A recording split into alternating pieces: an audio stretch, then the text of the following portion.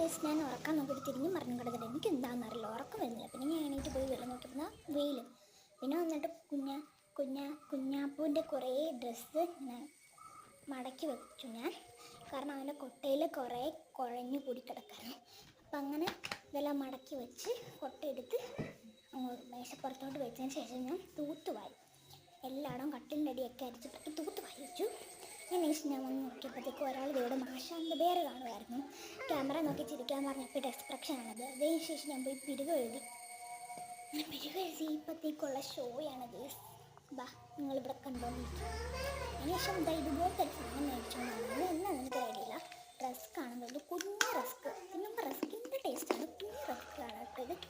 പിന്നെ ഞാൻ മാത്രം തിന്നാൽ പോരില്ല, അവനും കൊടുക്കണ്ടേ. അപ്പം അവനും കൂടെ കൊടുത്ത് ഞാനും തിന്നു. അതിനുശേഷം മാഷാൻ്റെ പേര് മാറ്റി കാത്തു കൊണ്ടുകൊണ്ടിരിക്കുകയായിരുന്നു ഇവിടെ ഒരാൾ. ഇവിടെ എപ്പോഴും കാത്തുമാണ് കാണുന്നത്. പിന്നെ അവനെ കൊണ്ട് എന്താ കൊട്ട അങ്ങോട്ടും ഇങ്ങോട്ടും ഓടി കളിച്ചുകൊണ്ടിരുന്നു. അതിനുശേഷം ഞാൻ അവനെ കൊണ്ട് ഇവിടെ വണ്ടിയിൽ ഇങ്ങനെ നിൽക്കുമായിരുന്നു.